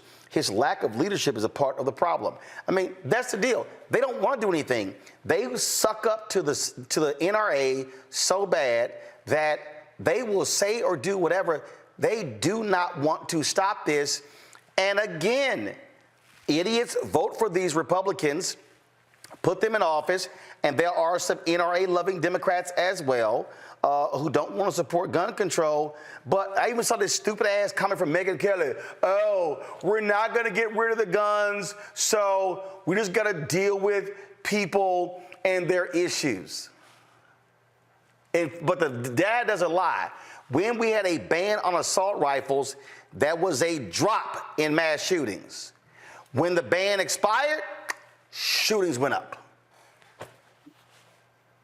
Well, first of all, I appreciate Paul speaking out and getting those facts straight. So let's give some other facts here real quick. Guns are the leading cause of death for children and teens under the age of 18. 22 kids are actually shot each day. Of all the industrialized countries across our planet, we have 87% of the kids who are killed by guns. We have an opportunity to change this dynamic, but we got to make sure that we get the politics and the money out of the decision making that's currently going on, because people are putting profit over people and now profit over children in the sets of actions that they continue to do. So they're willing to sacrifice children so that they can continue to get the money that's coming in, and so they can continue to, unfortunately, get reelected. But we play a role in that because, once again, our vote has power. And if we allow these individuals to continue to get reelected, then we are also contributing to the loss of lives of our children, our elders, and everybody else who's losing their lives. Again, you have cowards to the Republican side, and there are some coward Democrats who stand with the NRA, and they all should be called out for doing nothing as children. Our children are being slaughtered in schools. Got to go to the break. We come back. We'll get an update on the Muskogee Creek Freedmen, their fight for their rights in Oklahoma. That's next on Roland Martin Unfiltered on the Black Star Network. A lot of these corporations or people that are running stuff push black people if they're doing a certain thing. What that does is it creates a butterfly effect of any young kid who, wants to leave any situation they're in, and the only people they see are people that are doing this. So I gotta be a gangster, I gotta shoot, I gotta sell, I gotta do this in order to do it. And it just becomes a cycle. But when someone comes around and is making we don't, they don't want to push it or put money into it. So that's definitely something I'm trying to fix too, is just show there's other avenues. You don't gotta be a rapper, you don't gotta be a ball player, you can be a country singer, you can be an opera singer, you can be a damn whatever, showing the different avenues. And that is possible, and it's hard for people to realize it's possible until someone does it.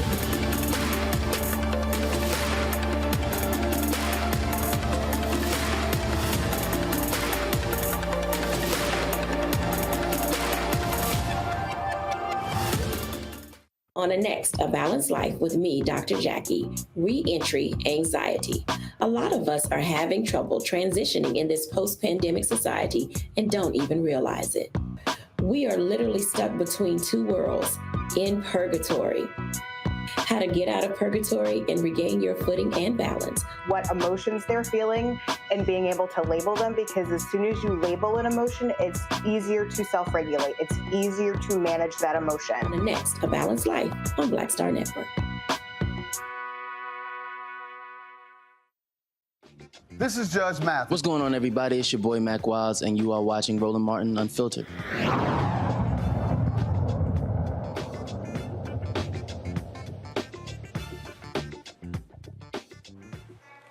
All right, folks, the descendants of the Muskogee Creek Freedmen will get their day in court as the trial to reclaim their tribal citizenship rights in the Creek Nation begins next week. Demario Solomon Simmons, lead attorney and justice for Black Creeks Coalition, joins us now. So, Demario, what's the latest?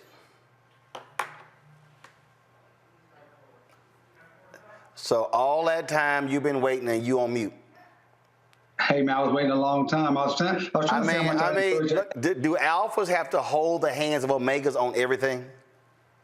I was trying to say how nice your hat was, man. But listen, that's all good. You got my text the other day. You didn't respond back to me on Texas A&M. But anyway, I digress. Listen, Roland, I'm here. I mean, just don't hate because you don't have swagger. I mean, I can't help you. I can't help you. I'm here because I appreciate you allowing me to just take a little bit of your time to talk about our trial that's coming up next week. I'm so excited to announce that we're going to have our trial after 43 years of Black Creek Indians being discriminated against by the Muskogee Creek Nation, divesting us of our citizenship and millions of dollars annually of benefits such as housing, healthcare, education, cash stipends of over 150,000 Black Creek Indians all over this nation. We're having a trial starting Tuesday, April 4th. We were so excited today for our pretrial hearing where our judge is going to allow our expert witness to move forward in this case. We believe we're going to be successful and win, and we're going to stop one of the most blatant, destructive, nasty, disgusting discrimination actions against Black people in America that's been going on by the Creek Nation in violation of the Creek Treaty of 1866, Article 2, for over 43 years. So, when you say, so the trial's taking place where, and will it be televised? Yeah. The trial is taking place here in Okmulgee, Oklahoma, which is the headquarters of the Creek Nation. And let me just give you people just a little bit of history. These 5 so-called civilized tribes, I put that in quotes, they enslaved African people, but they also included Black people that were not enslaved, just people of African descent. But on the Trail of Tears, which many people have heard of, on that Trail of Tears included enslaved Africans and Africans of Creeks of African descent who came from the Southeast United States, came to Oklahoma in the 1830s. From the 1830s to the 1866, those enslaved Africans were enslaved by the Creek Nation. At the end of the Civil War, when the United States of America was putting in place the 13th and 14th and 15th Amendments, they were also forcing these slaveholding tribes, like the Creek Nation, to implement treaties that outlawed enslavement and gave their enslaved Africans or Creeks of African descent full citizenship rights. From 1866 to 1979, the Creek Nation adhered to the law. But in 1979, the Confederate members of the Creek Nation voted to kick out the Black Creeks. And for almost 44 years, we've been fighting to get our citizenship back. I started this journey way back in 1999, Roland, and now here I am in 2023 on the edge of trial to finally get the justice that my family, friends, and community deserve. Explain to people what the outcome would look like if you win. Absolutely. The 150,000 plus Black Creek Indians that are all over this nation will have the ability to become rightful citizens in their nation, the Creek Nation. And what that means is, number one, you're talking about, you can't put a price tag on someone's heritage and their history and who they are. But if you want to talk about tangibles, we're talking about free health care through the federal government. We're talking about housing opportunities. They will give you housing as a Creek Nation citizen. We're talking about educational scholarships and stipends. We're talking about cash payments. Roland, during COVID, the Creek Nation received a couple $2 billion through the CARES Act and the COVID relief packages. Of that money, they gave each individual Creek citizen $4,500 cash. So, you know, in the United States, they gave everyone $2,000. In the Creek Nation, they gave $4,500. That is money that Black Creek Indians were owed. They should have received, and they did not receive it because of the Creek Nation's discrimination.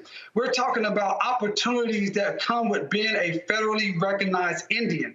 Being an Indian is not a racial designation. It's a political class. And the political class that Black Creeks had going back centuries that was snatched and stolen illegally by the Creek Nation and the federal government allowing it to happen will end next week at our trial.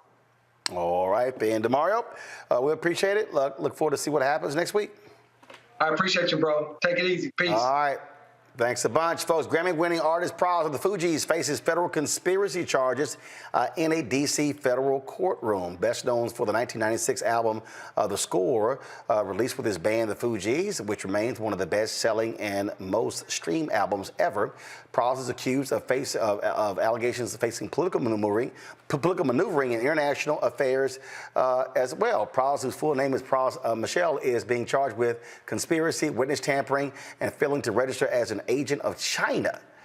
Prosecutors allege Michelle conducted an illegal plan to enlist people to attend a fundraising dinner for Barack Obama during the 2012 presidential campaign, reimbursed them $40,000 apiece using foreign sources of money for the cost of the tickets, and then threatened some of them if they came clean to authorities. He was also accused of being involved in a secret lobbying campaign to help the billionaire lean on American justice system officials, American justice officials and White House officials when his fraud scheme unraveled, and to help the Chinese government secure the return of a dissident who was living inside the U.S. and developing close ties with former Trump advisor Steve Bannon. Jury selection began on Monday, and he could spend up to 20 years in federal prison if convicted. That's a whole lot that's going on right there, and so we'll monitor that. Hey, the U.S. attorney who was involved in the case of Marilyn Mosby has been demoted. Remember, we talked on the show, Scott Bolden, who was a lawyer for Marilyn Mosby, was highly critical of this U.S. attorney named Leo Wise. Well, guess what? Wise is no longer involved in this case. This came down where there were some conflicts with his boss in this case. And so he was, as I said, was demoted. Pull up my iPad, please. You'll see this story from the Baltimore Sun. He was demoted and temporarily removed from the Mosby case. Maryland U.S. Attorney Eric Barron removed Wise as chief of the Maryland U.S. Attorney's Office Public Corruption and Fraud Unit on March 21st. It was announced in a memo. Now, he was removed from the Mosby case, but according to the story, was put back on the case. Of course, remember, the judge in that case, she tried to hold Scott Bolden in contempt. Those lawyers had to pull off of the case, had to appoint a new lawyer, and so now more drama. The case was delayed even further, and so that is what is happening there in Maryland. So we certainly will keep you up to date with what's happening in the case of Marilyn Mosby. All right, folks, I'm going to pay some bills right now. We come back, we will have our marketplace segment talking to the owners of a skincare company. Of course, every Tuesday we focus on black-owned businesses. We'll do so. In the meantime, folks, do us a favor. You're watching on YouTube, hit the like button, folks. When you, of course, hit the like button, impacts the algorithm, allowing us to be able to generate more revenue. And so we should easily be at 1,000 likes. I don't know why. Almost 2 hours into the show, I got to keep asking y'all this here. When you log on, just hit the button. This ain't that hard. Click like. It's real simple. Don't forget also download our app. You can download the Black Star Network app, Apple phone, Android phone, Apple TV, Android TV, Roku, Amazon Fire TV, Xbox One, Samsung Smart TV. And speaking of Amazon TV, follow me over here, Anthony. And so some of y'all have asked, of course, you can watch our 24-hour streaming channel on Amazon News. It's not that hard at all, folks. And so here's the deal. I'm in the studio right now. I got our Amazon remote. This is our live program that you're seeing right now. Why you move the camera, man? The camera was fine. Lord, I was going to walk in the frame. Just don't worry about it. All right, here we go, y'all. Here we go. So let's say you have Amazon Fire TV, and then what you do is you click the button. What you do is scroll right on over to Amazon News, and then you can just scroll right down. And then you see all of these networks. Yep, all of the big networks, the Reuters, you say the ABC, all of those folks. And right there, you see Black Star Network. And so that's how easy it is to watch our content. And so you'll see that's our content right there. And so yes, it's on delay, obviously, so it's not live as it is in the studio, but that's literally how easy it is to watch our content. You can even go up to when you go to Amazon News. You can even scroll up here. You can go up to the top. You got the various categories, and you see the channels right here. These are all the channels. There are only 2 black-owned apps on here. You've got Byron Allen's The Griot, and then you have our Black Star Network News. But here's the deal: we're the only black news and information channel, folks, that exists in the country. The only one, the only black news and information network. So like right now, so if you watch The Griot live right now, then let's see what they got on their network. They got a sitcom. So that ain't what we do. We cover news here on the Black Star Network. And so again, when you look here at all of these networks here, all the major networks, like I say, they're all here. And so you see ABC, CBS, Fox News, NBC News, CBS Sports, all of the folks. And of course, right there is Black Star Network News. And so you can watch us live. They also have some of our previous content on the app as well on VOD. But of course, it's our channel. So if you want to just leave it on Black Star Network News, let's say you're in the beauty shop or a barber shop, and let's say you are in your office and you've got Amazon Fire, all you got to do is just simply go to Black Star Network News, and you'll see our program running all day. No need for you to change the channel until you can watch this show, Faraji Muhammad Show, or you can watch all the other shows we have, Deborah Owens, Jackie Hood Martin, Greg Carr, Stephanie Humphrey. You can watch Rolling with Roland, our one-on-one interviews. When we go live with speeches and news conferences, we cover all that stuff as well. And so we are truly a 24-hour, 7-day-a-week black news and network, black news and information network We're the only one in the country, which is why your support matters. Look, I'm beating the bush to get these sponsors to support us. And so, folks, do me a favor. Simply go to, you can support us. Pull it up. This is how you can support us. Go to our, check-in money orders, P.O. Box 57196, Washington, D.C. 20037-0196. Cash App, $RM Unfiltered. PayPal, R Martin Unfiltered. Venmo is RM Unfiltered. Zelle, Roland at RolandSMartin.com. Roland at RolandMartinUnfiltered.com. We'll be right back.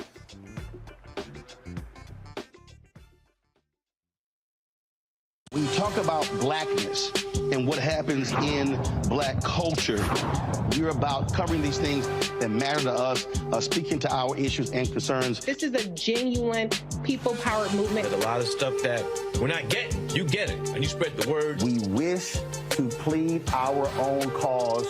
Too long have others spoken for us. We cannot tell our own story if we can't pay for it. This is about covering us. Invest in black-owned media. Your dollars matter. We don't have to keep asking them to cover our stuff. So please support us in what we do, folks. We want to hit 2,000 people, $50 this month, raise $100,000. We're behind 100,000, so we want to hit that. Y'all money makes this possible. Check some money orders. Go to P.O. Box 57196, Washington, D.C. 20037-0196. The Cash App is $RM Unfiltered. PayPal is R Martin Unfiltered. Venmo is RM Unfiltered. Zelle is Roland at RolandSMartin.com. Hi, I'm Dr. Jackie Hood Martin, and I have a question for you. Ever feel as if your life is teetering and the weight and pressure of the world is consistently on your shoulders? Well, let me tell you, living a balanced life isn't easy. Join me each Tuesday on Black Star Network for A Balanced Life with Dr. Jackie. We'll laugh together, cry together, pull ourselves together, and cheer each other on. So join me for new shows each Tuesday on Black Star Network, A Balanced Life with Dr. Jackie.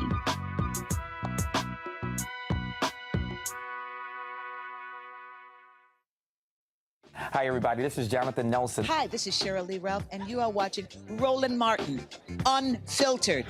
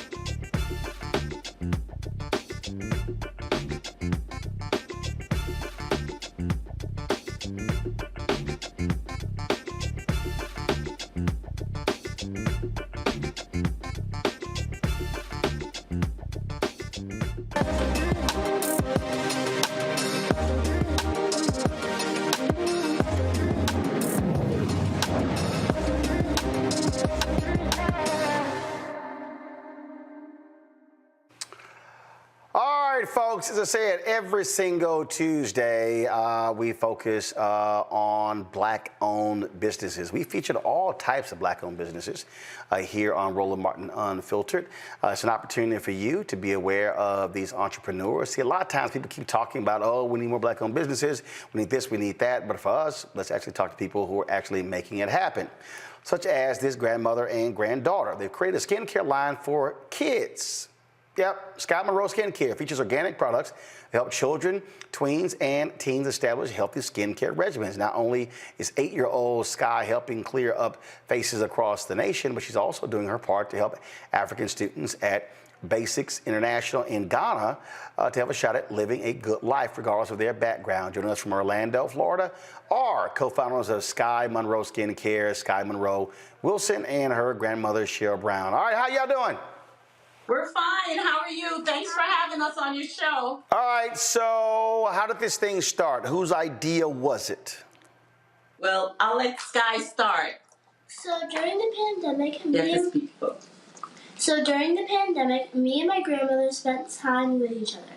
And I saw that she had a skincare brand. So I wanted to have it too. So I told her, why don't we start our own skincare?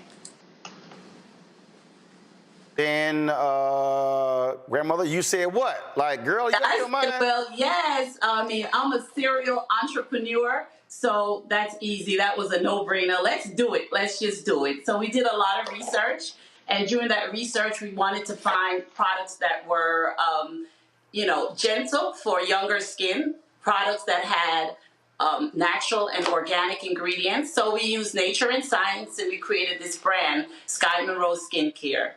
So what is the difference between, let's say, skincare regimens for teens and for young adults and adults? Okay, so the products for adults are a little harsher. So we captured that market. We know there are products for adults. We know there are products for babies. So that in-between market, we captured that market for kids that would help them with their skincare routine, would help them with hygiene, just teach them, empower them. And my journey throughout life was always to empower kids through different means. So this is definitely one means for them to be healthy, for them to be clean, feel good about themselves, feel beautiful, and feel confident so that they could go out there and achieve anything they want to achieve in life. So what was the reaction from friends and family, Sky, when you and your grandmother said, you know what, we're going to do this thing? Well, we really loved the skincare brand, and that's why we started it. Yeah, well, the reaction from family was, oh, we've never heard of this before. Yeah. We've never heard of a skincare brand for kids, tweens, and teens, that in between to teach them, self-care routines. It was positive. It was definitely positive. Everyone was excited, and so we sent it out for 2 years. We sent it to friends and family, and we used them as our little experiment, and it worked out. Everyone was just super excited about it, and they started using it, and they started seeing results.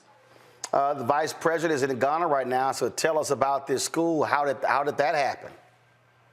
Well, a friend of mine, her name is Patricia Wilkins. She started Basics International, and it's a nonprofit organization in Ghana where she takes the kids off the street to teach them, educate them, and give them opportunities they wouldn't normally have. I had the opportunity to visit Ghana and visit the school. I left there loving the continent, the country of Ghana. I left there loving Ghana. However, my heart was broken because when I walked the streets of Chakra, I think that's the name of the, if I'm pronouncing it right. When I left there, my heart was broken because she only could do a limited amount of children. Her capacity at her school was limited. So we came back. When I came back, I said to Sky, my business partner, I said, well, we need to do something. So for every order, we give $1 to the school to help her on her journey to help the kids in Chakra, Ghana. Questions for our panel. Let's see here. Mustafa, you first. Yeah, well, Sky and Joe, congratulations on your business. Sky, I'm curious, what's the coolest thing about owning your own business at such a young age? Because, it's fun because I love skincare and I really want kids to enjoy it as well. Randy. I'm just so tickled at this. I mean, I was excited for my grandmother to take me to McDonald's and get a cheeseburger, French fry, Happy Meal. So I love that you two are working on this together. Sky, how do your friends at school react having an entrepreneur as a friend? Well, they really like the skincare and they bought it. Oh, that's good. Oh, fantastic. That's right. Them buying it, that's always a good thing. Larry. Yeah. So my question is, it sounds like you found a niche here in this age group, and I'm wondering what has been the response from consumers so far? Exciting. It's growing daily. It's so exciting to know that people are using it and they're giving us such positive feedback, and it's just growing, and we're super excited about it. All right, then. First of all, in terms of sales, what do they look like since you launched? We just started not too long ago. We launched basically in February. So the sales are coming in, and we anticipate, we'll be going into the BBC. I'm sure you know about BBC, Black Beauty Collective Group. We'll be in the stores in Hyde Park in Chicago, and we're super excited about that opportunity. The sales are coming in. We're excited, and we just continue to we brainstorm all the time to see what else we could add to the collection. So right now, where can people access the products? On our website, SkyMonroeSkincare.com. All right, then. Well, look, we certainly appreciate y'all joining us. Thank you so very much. Good luck as you keep building the company. Thank you. And I just want everyone to know that we didn't do this by ourselves. We had training from Trendset with Melody Bachman. So anyone that's interested in getting into the skincare business, she's definitely a resource for everyone. I also have an etiquette book, Basic Table Manners for Children. My life is all about empowering children, so level the playing field for children, regardless of their socioeconomic condition. And then for folks who are watching our show, there's a promo code there, Roland18, 18% discount on the products there. So folks, if you go to the website, use that promo code Roland18. All right, thanks a bunch to both of you. Thank you. Sky, Cheryl, thanks a lot. Thank you. All right, thank you so very much. Larry, I appreciate it. Thanks a lot. Randy, thank you so very much as well. And Mustafa, thanks a bunch as well. Randy, you always got to feel good when you're in the company of three alphas. Absolutely. And then, of course, Justin Fairfax was here, so that was a fourth alpha on the show. I didn't want to say that when DeMario was here because I didn't want him to feel so lonely. Really? Didn't seem like you cared about how he felt. Actually, I don't. I appreciate it, folks. Thanks a lot.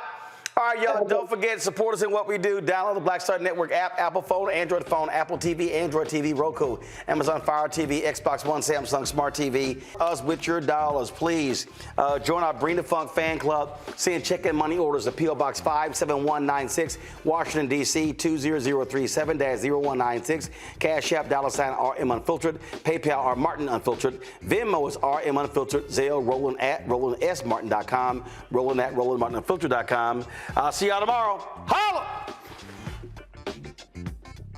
Folks, Black Star Network is here. Oh, no punches! I'm real revolutionary right now. Support this man, Black Media. He makes sure that our stories are told.